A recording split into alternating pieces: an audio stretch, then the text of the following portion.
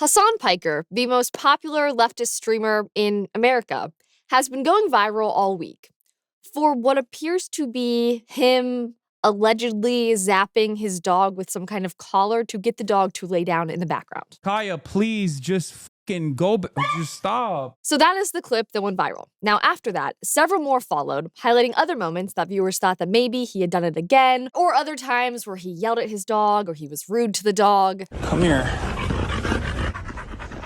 Stay. If you run right now, I'll kill you. Like, I'll actually kill you, okay? In front of everyone. Stay. Kaya, place. Grabs the thing. Get back there. What is this? It just goes on and on at this point. Now, as for the allegations of zapping his dog with some kind of shock collar, he has said that that is untrue. He said that he does have a training collar on him that vibrates but doesn't shock. But the commenters aren't buying it. There are dog trainers now saying that they found the exact type of collar that he uses and says that that collar actually has shocking capabilities. This is just what has been unfolding on the internet. What is definitely true in all of this is that he does train her to lay on an elevated bed for hours and hours while he streams. My question to that is, why? The easy fix to this entire PR predicament that he finds himself in for being accused of zapping his dog in front of millions of people is just to let the dog roam free in other parts of the house. Come back, killer! Why the dog has to be in the background of the stream for hours, I don't understand. Why does she need to look like a little hostage while he streams for hours and hours on end? I mean, no dog would thrive with that, especially that breed. It's a big dog. I mean, get a cat or something. Now, I don't know all of the details here. That's partially why I'm laughing through this, because again, we just don't know. And the fact that this has been such an internet conversation is, well, we're gonna get into it. Now, Hasan is saying on all of his streams lately that it's a lie, it's not true, and he's frustrated by now how viral this has gone. Given the fact that I faced my fair share of internet lies earlier this year, I'm not going to dogpile on and assert something as fact that I do not know. And honestly, my concern over Collargate is very low. Okay? I'm also not surprised. And neither are those paying attention, which is where I want to focus my attention for today's episode. Frankly, these are my favorite tweets that have kind of come out of all of this because they highlight something that I wanted to talk about. Kangman Lee said, Hasan has previously called to murder his political opponents. Are we really shocked that he electrocutes his dog to keep him as a streaming prop? A fair question. This is another meme that I've seen. F these authoritarian fascist dictators, and then silence and the dog gets zapped. I mean, that's the hypocrisy here that I feel that I want to dive into. Because any concern I have about his content falls on undeniable clips like these. Left-wingers, liberals, you need to be fucking showing your opponent's guts on there, okay? You need to be gutting them. You need to be shanking these motherfuckers and letting their intestines just ride on stage. What the is this shit, man? Slice them up. Slice them and fucking dice them. What the fuck is this? You cannot have a bigger fucking layup. You could not have had a bigger fucking layup than a horrible candidate like Herschel Walker. That's the kind of dialogue that he has when he gets heated, when he gets angry about something. He just talks like that. I mean, it's just gross. It's hurt poor people that they can afford housing in Berkeley. I don't know how that works. Well, my understanding is that the property owners who have properties there choose just not to rent it at all. Yeah, kill them. Kill those motherfuckers and murder those motherfuckers in the street. Let the streets soak in their fucking red capitalist bloods, dude. Again, no one seemed to be angry over those moments. It was the moments where he potentially zaps his dog that got people to freak out. I mean, at least we can all agree that collectively zapping your dog in its own little bed is bad. Am I right? At least we can all agree on the value of a dang dog. But saying things like this is totally fine, very normal. Now, for that comment at the end, he said, no, I was joking. I don't even, why do we joke about things like that? My favorite podcasters, my favorite streamers on the right, I never hear them joking like that. So am I shocked that this guy might be using shocking treatments on his dog? No, I'm not.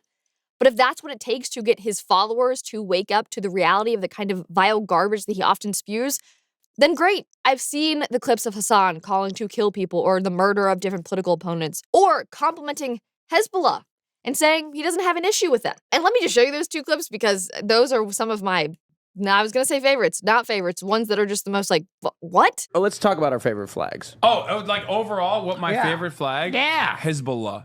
Look it up. Oh. I'm not even kidding. It's actually a dope flag. I cannot this clip has always been one of the ones that has just stood out to me because the idea that he is complimenting even just the flag of Hezbollah while having a progress pride flag laying on the table when the people from Hezbollah literally kill people for being gay. The lack of self-awareness is shocking. I don't know flags. It's this is a. You know what? I'm gonna be brave.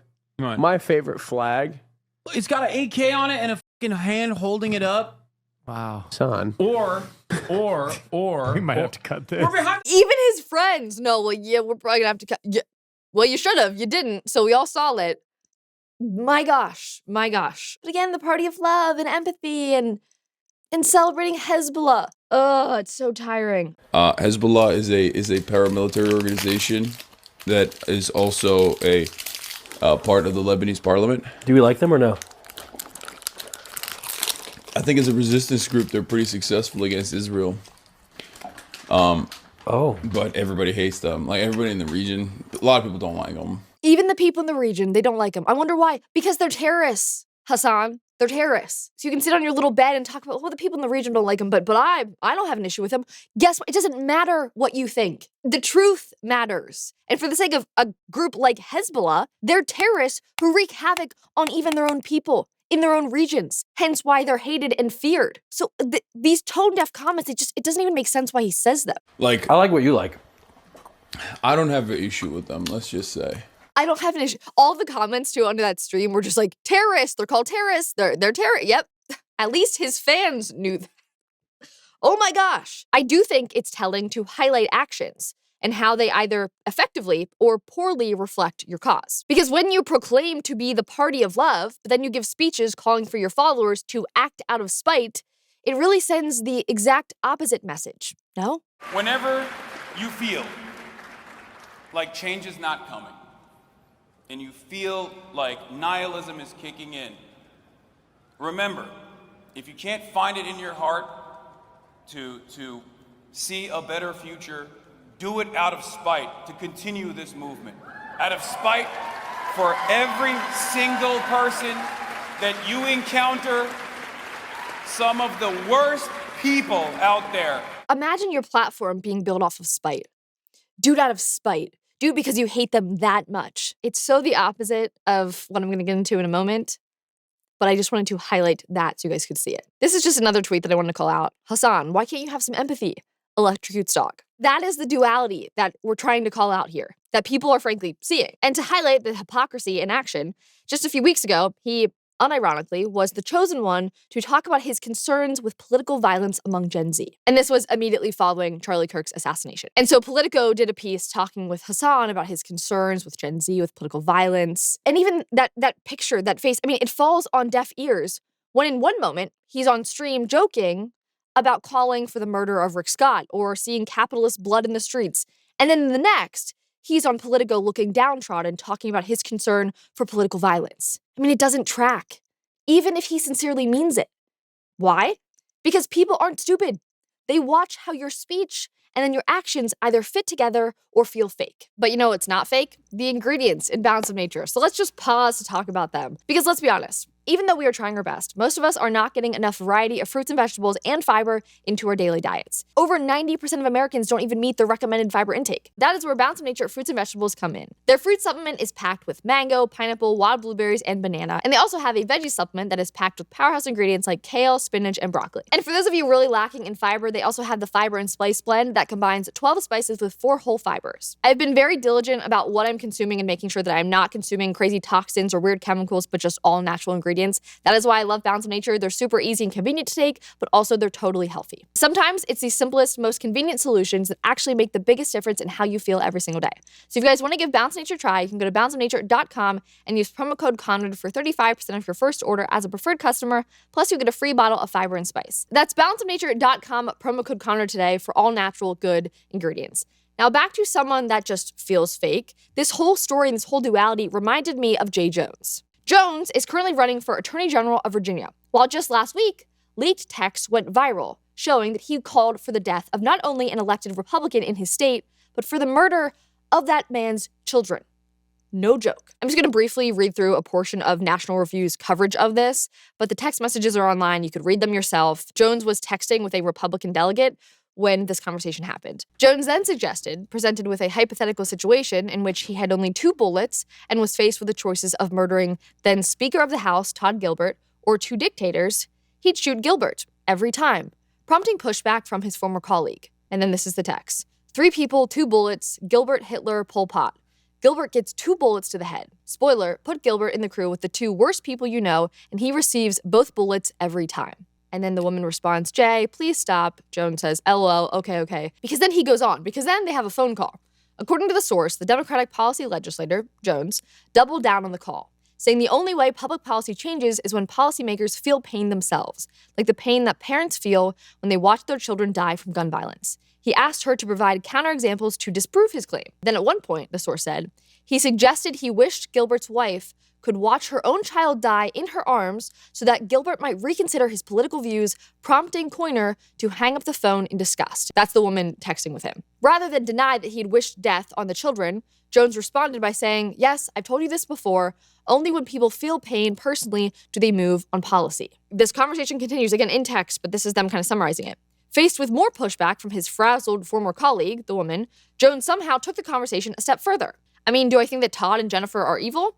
And that they're breeding little fascists? Yes, he wrote, referring to Gilbert's wife and his 2 young children. And that's not just some random person. That is someone actively running for Attorney General of the state of Virginia. And last night, the same guy, who is still actively running and very well might win, was talking about how he is campaigning for safety of all Virginians. It's exactly why we put our public safety plan together, a comprehensive public safety plan made in conjunction with state and local law enforcement leaders from across this Commonwealth, people who are dedicated to making sure that all of our communities are safe and secure. We can crack down on violent crime. We can support victims. Imagine talking about your safety plans for the good of all Virginians just days after text came to light of you cheering on the murder of fellow Virginians. Unsarcastically, I might add, because he wasn't joking. That facade of wholesome messaging doesn't work when you see the truth about someone's character. And for those with discerning ears, then everything else that they hear is fraudulent. The trust in a politician or a public figure just evaporates immediately. Or at least it should. You hear their words differently if their actions show something that displays something utterly contradictory. Now, Jones had publicly apologized, but I didn't see any major Dems condemning the story and condemning his words, which just highlights again the hypocrisy from the left. Rather, good old Politico, the same organization that interviewed Hasan as the voice of reason when it came to Gen Z and political violence, ran an article days later about leaked text messages from a group of college Republicans, clearly trying to redirect the conversation away from a Democrat public figure currently running for office onto some random group of college kids from a group text to highlight where and who the real dangerous rhetoric really comes from. Now I read the story, and some of the things in those leaked messages were racist. They were wrong, period, point blank, shouldn't have said them. I would guess that those are things that they would never say in real life or really believe and are just kind of doing it to be edgy and to get a rise out of the group chat, be the funniest one in the group chat. But nonetheless, those things were wrong. That's that. It should not be hard to call it something that is wrong on your own side. And even though those kids are not public influential figures, the story still went viral, so enough to address. Why? Because we have to walk the walk to talk the talk. Calling out bad behavior on our own side only strengthens our case and calls for the left to do so on their side, especially when they don't end up doing it. Which is why I think it's so important for conservatives watching this, especially for Christian conservatives, to be very careful with what we say privately and publicly because it matters. So let's not be like the left. Now, you know who kept coming to mind throughout these stories? Charlie Kirk. Someone who never, even jokingly, called for the death of his political opponents. Never called for his followers to act out of an attitude of spite, but out of a genuine posture of love. He said that time and time again. That's who he was, and that's who we need to be. Thank you so much for watching this episode of The Comment Section. For more content like this, make sure to like this video as well as subscribe to this channel. And for other content, you can follow me on X and my personal Instagram, as well as our comment section Instagram. I'll see you guys in the comments.